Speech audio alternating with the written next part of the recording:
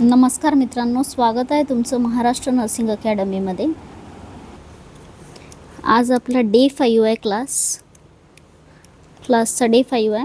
तर आजचा जो टॉपिक आहे तो आहे मित्रांनो कार्डियक अरिथमियाज। हा खूप इम्पॉर्टंट टॉपिक आहे।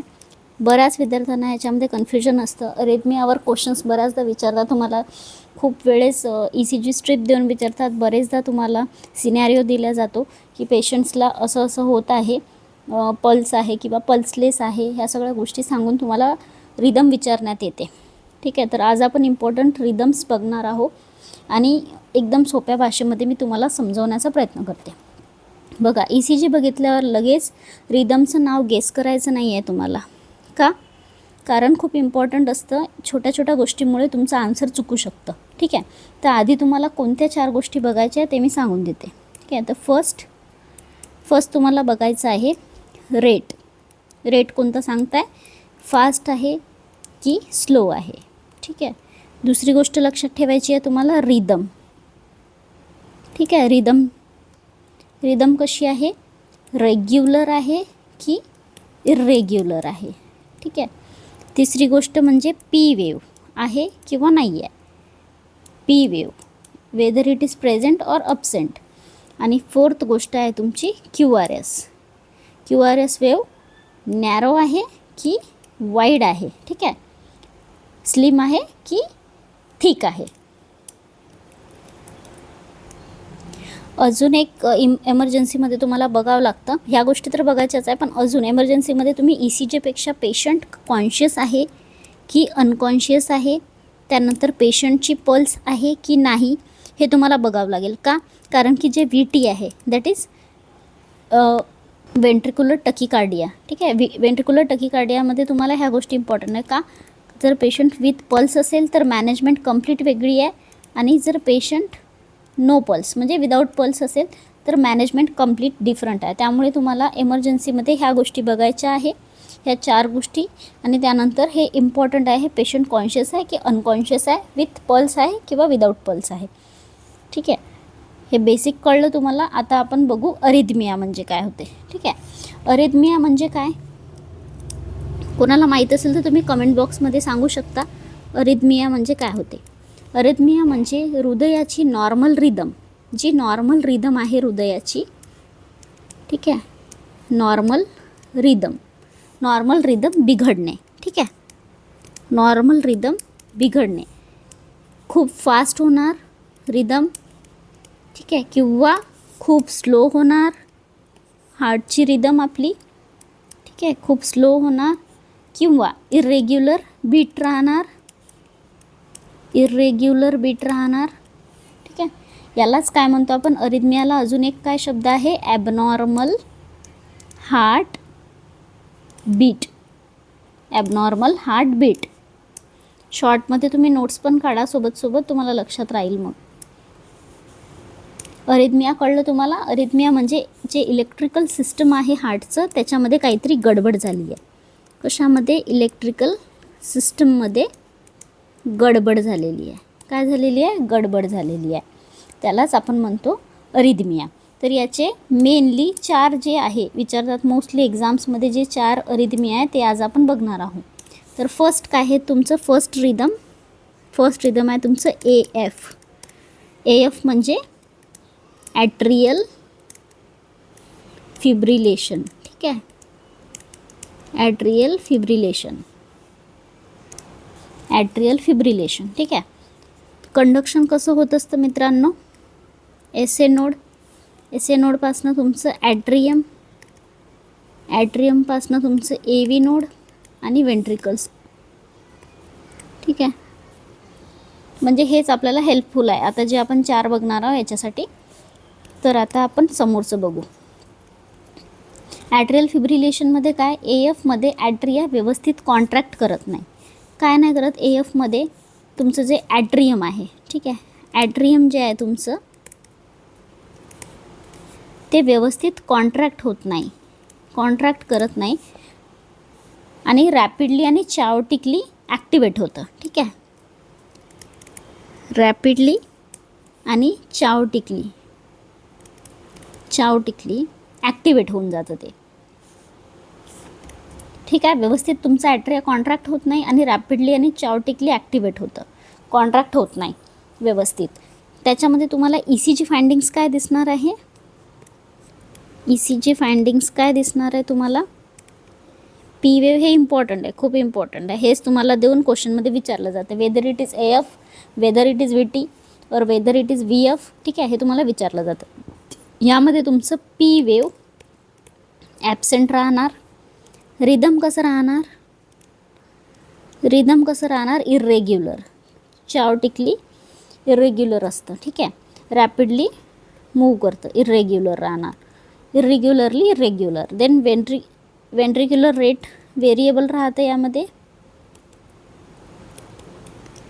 एक मेमरी ट्रिक सांगते मी तुम्हाला, ज्यामुळे तुम्हाला हे खूप इझिली लक्षात राहील. मेमरी ट्रिक काय आहे बघा.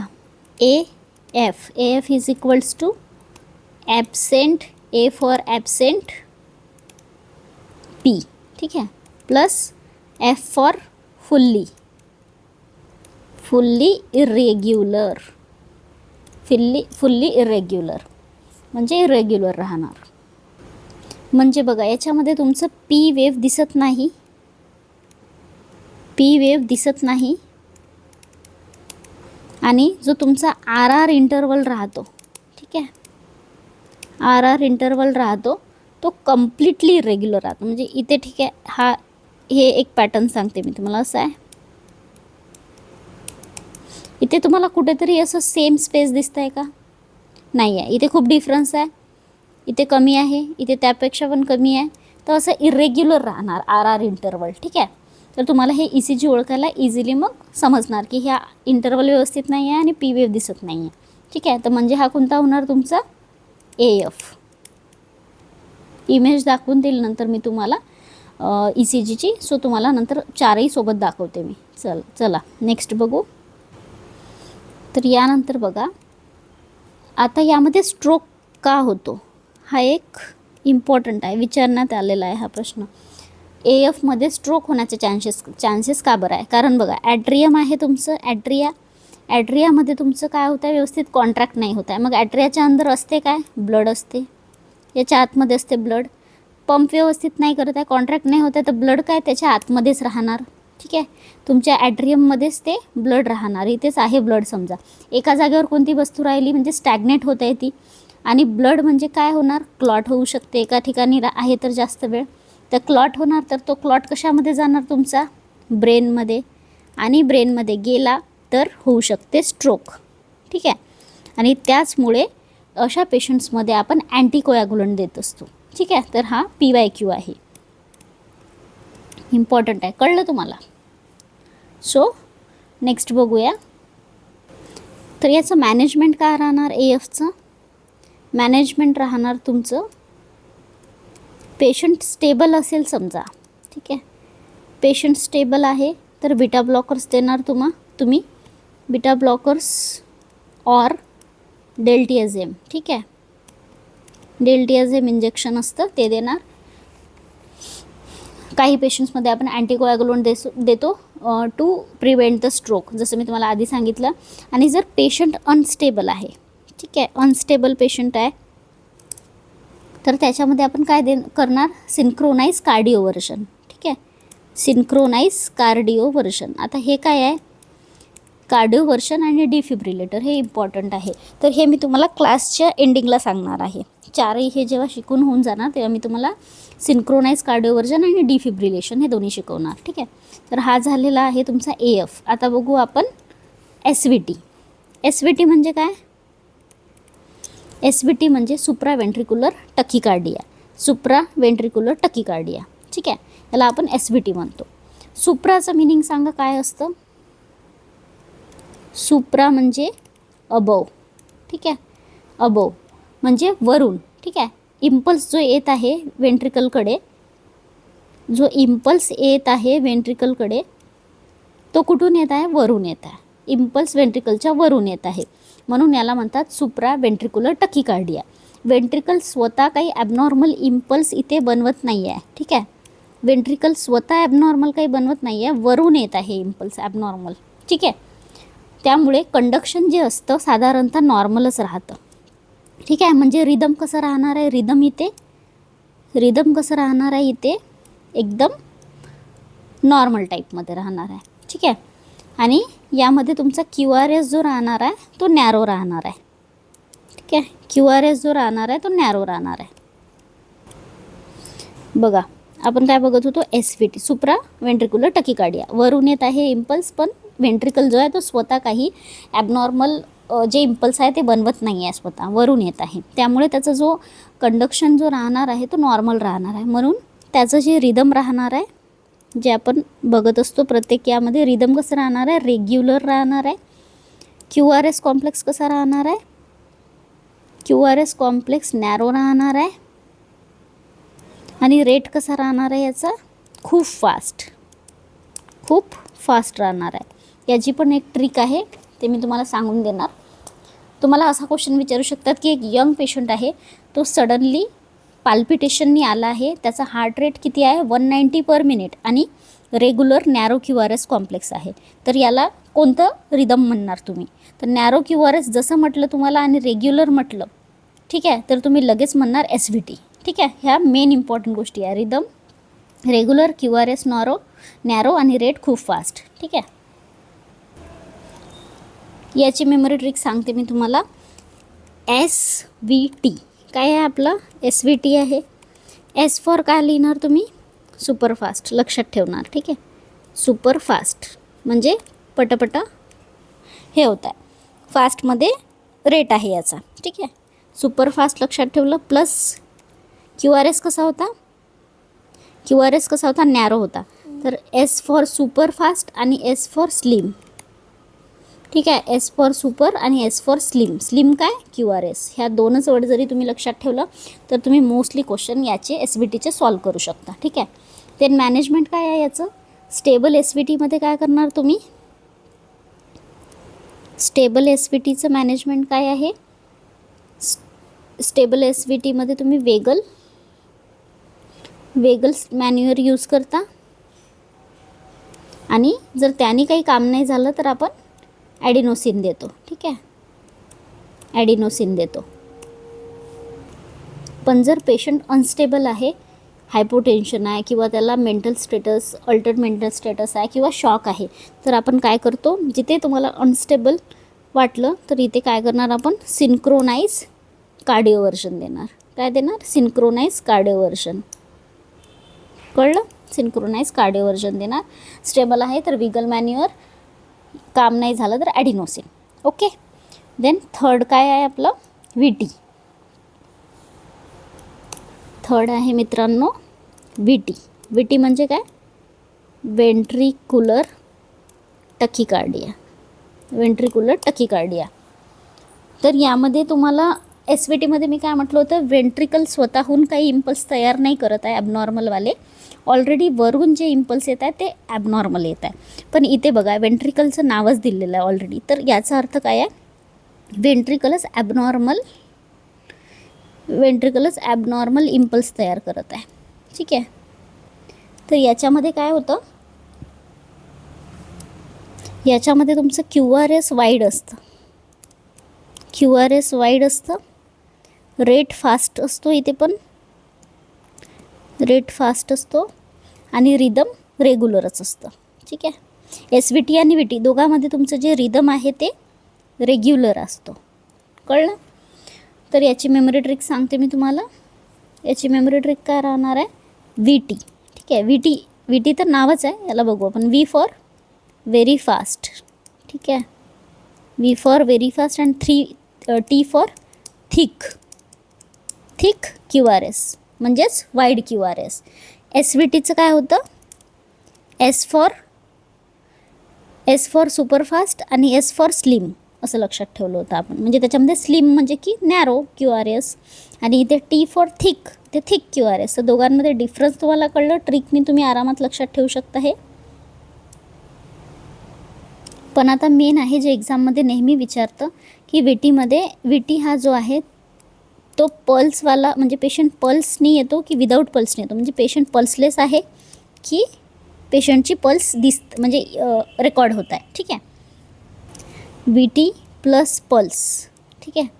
VT प्लस पल्स आहे, म्हणजे पेशंट वेंट्रिक्युलर टकीकार्डियाचा आहे, परंतु त्याला पल्स आहे.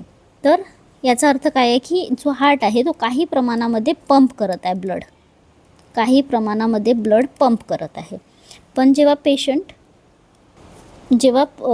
पल्स आणि VT आहे, ठीक आहे, VT सोबत जर म्हणजे पल्स आहे पेशंटला आणि वेंट्रिक्युलर टकीकार्डियाचा आहे, म्हणजे काही प्रमाणामध्ये ब्लड होत आहे पंप, तर तेव्हा आपण काय करतो मॅनेजमेंटमध्ये सिंक्रोनाइज कार्डिओवर्जन, ठीक आहे, सिंक्रोनाइज कार्डिओवर्जन, ठीक आहे.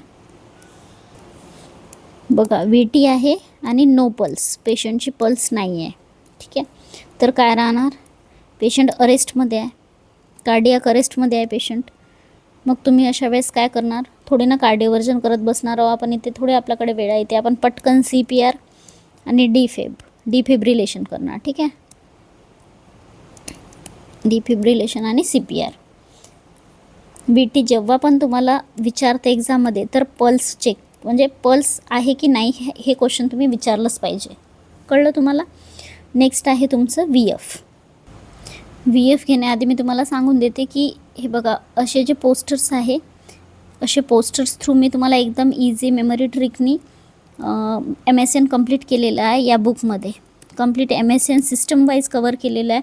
ही मेडिकल सर्जिकल नर्सिंगची ई-बुक आहे जी मी बनवली आहे आणि त्याची प्राईस जी आहे फक्त एका पिझ्झापेक्षा पण कमी 199 रुपीज ठेवलेली आहे.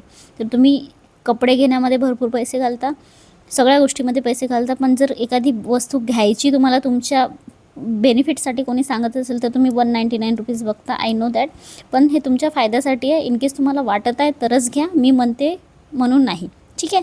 मेमरी ट्रिक आहे, याच्यामध्ये क्लिनिकल पल्स आहे, ठीक आहे, आणि पोस्टर्स वगैरे दिलेले आहे, ट्रिक्स दिलेले आहे, सिस्टम वाईज सगळे most of the important highly important topics याच्यामध्ये कवर आहे. लागलं तर तुम्ही घेऊ शकता. मी कमेंटमध्ये आणि डिस्क्रिप्शनमध्ये तुम्हाला साईट देते, तिथून तुम्ही परचेस करू शकता, ठीक आहे. यानंतर आपण काय बघणार होतो, 4th नंबरचं आपलं रिदम, ठीक आहे. 4th नंबरचं रिदम काय आहे तुमचं, VF, वेंट्रिक्युलर फिब्रिलेशन, ठीक आहे. VTमध्ये वेंट्रिकल ॲबनॉर्मल असले तरी ऑर्गनाइज कॉन्ट्रॅक्शन होत असतं, ठीक आहे. VTमध्ये काय असते तुमचं, वेंट्रिकल ॲबनॉर्मली जरी असलं, ठीक आहे, इम्पल्स ॲबनॉर्मल जरी देत असलं तरी एक ऑर्गनाइज पॅटर्नमध्ये, असं एक ऑर्गनाइज पॅटर्नमध्ये ते काम करत असतं, कॉन्ट्रॅक्शन होत असतं. पण VFमध्ये तसं नसतं. VFमध्ये काय असतं, वेंट्रिक्युलर इलेक्ट्रिकल ॲक्टिव्हिटी, जी वेंट्रिकलची इलेक्ट्रिकल ॲक्टिव्हिटी आहे ती पूर्णतः अशी हॅपेझॉइड असेल, हॅपेझॉइड दिसेल तुम्हाला, चाओटिक दिसेल. तर तुम्ही असा जो पॅटर्न तुम्हाला दिसला तर डोळे लावून VF करायचं, ठीक आहे. एक्झाममध्ये काहीच समजत नाही आणि एकदम भयाडसारखी ECG दिली आहे तुम्हाला, तर तुम्ही डायरेक्ट त्याला VF म्हणू शकता. अशा प्रकारची जर ECG तुम्हाला दिसत आहे तर, म्हणजे त्याच्यामध्ये काहीच सिस्टमॅटिकपणा नाही आहे, काहीच सिंक्रोनाइज तुम्हाला दिसत नाही आहे, ठीक आहे. तर VFमध्ये तुम्हाला ना प्रॉपर P वेव्ह भेटत, ना तुम्हाला QRS भेटत, ना तुम्हाला काय रिदम भेटत, काहीच नाही भेटत त्याच्यामध्ये. म्हणजे VF no effective cardiac output, no effective cardiac output. यामध्ये डायरेक्ट अरेस्ट आहे पेशंटचा, कार्डियाक अरेस्ट, आणि याच्यामध्ये आपण काही न करता डायरेक्ट डिफेब CPR. याचं मॅनेजमेंट काय राहणार, डिफेब CPR. याच्यामध्ये कार्डिओवर्जन वगैरे काही नाही करणार आपण, कारण ऑलरेडी एकदम बॅड कंडिशन आहे, ठीक आहे. सरळ तुम्हाला CPR आणि डिफेब हेच मॅनेजमेंट राहणार याच्यामध्ये. पेशंटमध्ये QRS पण नाही आहे, P वेव्ह पण नाही आहे, रिदम पण नाही आहे, काहीच नाही आहे, डायरेक्ट कार्डियाक अरेस्ट, ठीक आहे. आता रिव्हिजन करून घेऊ आपण, कारण हे चारही खूप इम्पॉर्टंट आहे आणि सोबत जेव्हा आपण हे बघतो तेव्हा डिफरन्स कळते आणि लवकर तुम्हाला समजणार. AF आधी बघितलं होतं आपण, AF ॲट्रिया कॉन्ट्रॅक्ट राहते, याच्यामध्ये ॲट्रिया कन्फ्यूज आहे असं समजायचं.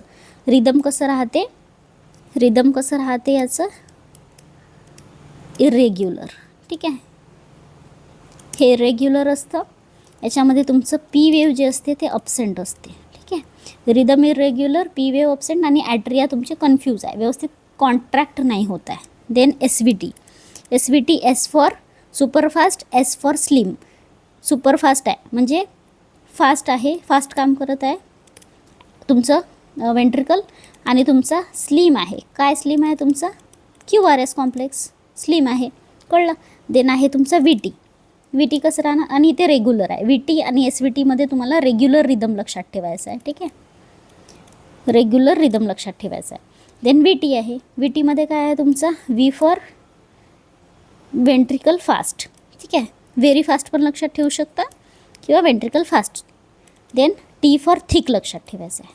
थिक, इथे तुमचा QRS कॉम्प्लेक्स थिक म्हणजे काय आहे, वाईड आहे. कळलं. आणि लास्ट आहे तुमचा VF तर लक्षात ठेवायची गरजच नाही. वेंट्रिकल पूर्ण चार्टिक आहे. इथे no QRS, no pulse, no P wave. ठीक आहे, काहीच नाही आहे. तर हे तुम्हाला मी इमेज थ्रू पण समजावून सांगून देते एकदा, आणि कार्डिओव्हर्शन आणि डिफिब्रिलेशन सांगून देते. हा क्लास थोडासा मोठा होता आहे, 7 मिनिट्सपेक्षा आहे नो, पण हा खूप इम्पॉर्टंट टॉपिक आहे. जर मी आत्ता हा क्लास सोडला तर तुम्हाला उद्या परत तेवढी लिंक लागणार नाही. सो मी आज हा कंप्लीटच करून देते, आणि नेक्स्ट क्लास आपण दुसऱ्या टॉपिकवर घेऊ शकतो म्हणजे. ठीक आहे, तर कार्डिओव्हर्शन आणि डिफिब्रिलेशन. Cardioversion versus defibrillation. कार्डिओव्हर्शनमध्ये काय राहते, पेशंटला पल्स आहे. ठीक आहे, इथेच मोस्ट ऑफ द MCQ चुकतात तुमचे. कार्डिओव्हर्शनमध्ये काय आहे, पेशंटला पल्स आहे. बघा, पेशंटला पल्स आहे, तर आपण जी मशीन असते त्याला R वेवसोबत सिंक्रोनाइज करून पेशंटला शॉक देतो. ठीक आहे, R वेवसोबत सिंक्रोनाइज करून याच्यामध्ये शॉक देतात. That is cardioversion. ठीक आहे, तर हे कशामध्ये देतात असं म्हणजे असा प्रश्न येत असतो, कशामध्ये देतात तुमचं सिंक्रोनाइज कार्डिओव्हर्शन. बघा, अनस्टेबल SVT, पल्स. ठीक आहे, प्लस पल्स म्हणजे पेशंटला पल्स आहे. देन अनस्टेबल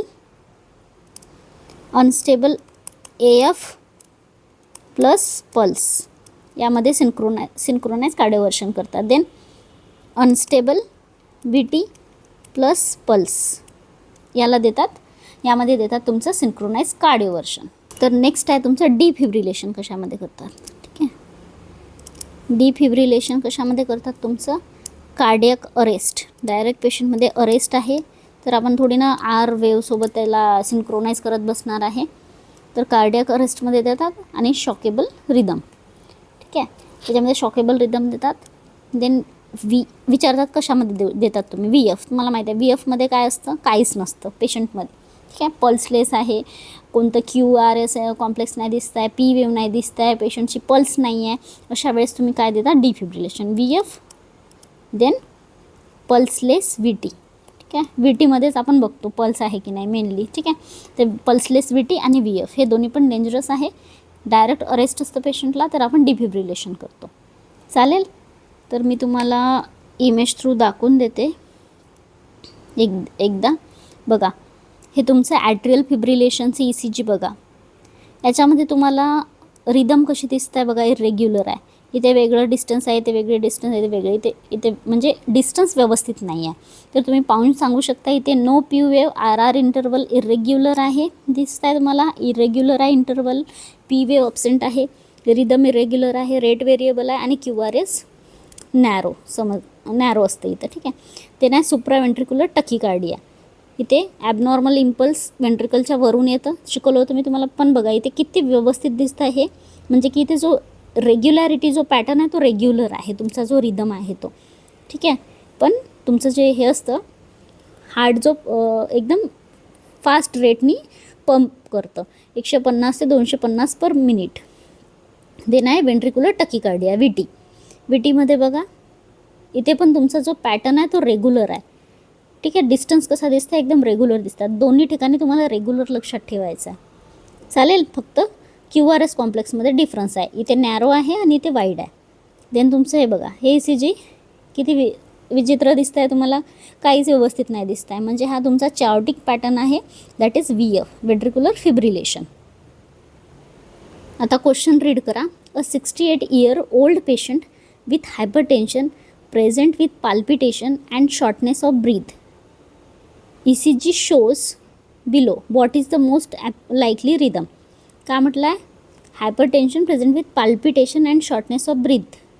ECGमध्ये बघा, गॅप बघा कशी आहे, इरेग्युलर वाटतं आहे, पी वेव ॲब्सेंट आहे, तर काय राहणार आहे ऑप्शन बी. काय राहणार आहे ऑप्शन बी तुमचं atrial fibrillation. Then question 2, a 25-year-old girl suddenly develop palpitation, ECG shown below, what is the most likely rhythm. Rhythm बघा किती रेग्युलर आहे, तर रेग्युलर आहे तर SVT पण म्हणू शकता तुम्ही. ठीक आहे, पण SVT नाही आहे हे तुमचं, सॉरी SVTच आहे. रिदम व्यवस्थित आहे याच्यामध्ये. तुमचं QRS कॉम्प्लेक्स वाईड आहे याच्यामध्ये. तर याचं तुमचं काय आन्सर राहणार आहे ऑप्शन बी SVT. थर्ड आहे, अ 60-year-old post MI patient is unconscious, ECG shown below, pulse is present. ठीक आहे, pulse present but BP is 80/50 mmHg, what is the rhythm and the most appropriate treatment. ठीक आहे, तर इथे treatment पण विचारलेलं आहे आणि पॅटर्न पण विचारलेलं आहे, दोन्ही विचारलेलं आहे. तर पॅटर्न बघा रेग्युलर आहे. आपण हे बघितलं होतं कशामध्ये तुमचं VT आणि VT पेशंटला काय आहे पल्स प्रेझेंट आहे. जर VT आणि पल्स प्रेझेंट आहे तर आपण काय करतो सिंक्रोनाइज करतो, म्हणून सिंक्रोनाइज कार्डिओव्हर्जन राईट आन्सर राहणार आणि VT आहे ही. ठीक आहे, देन नेक्स्ट आहे, नेक्स्ट बघा 70-year-old collapse suddenly, no pulse palpable. ठीक आहे, पल्स नाही आहे, ECG शोन बिलो. ECG पाहूनच तुम्ही सांगू शकता, काही वाचलं नाही तरी तुम्ही ECG पाहून सांगू शकता की हा VF आहे. तर याला तुम्ही काय करता VFमध्ये डायरेक्ट डिफिब्रिलेशन आणि CPR. कळलं. तर हे इम्पॉर्टंट होते, आजचा टॉपिक खूप इम्पॉर्टंट होता, याला रिवाईज करा. एकदा नाही समजलं तर दोनदा व्हिडिओ बघा. हा कंपॅरिझन टेबल दिलेला आहे. ठीक आहे, हे मेमरी मंत्र दिलेले आहे तुम्हाला. अशा टाईपमध्ये अशाच प्रकारे मी ईबुक पण बनवलेलं आहे, मेमरी ट्रिकसोबत लागेल तर तुम्ही घेऊ शकता. आणि यानंतरचा क्लास आपण उद्याला बघू. Thank you guys for watching.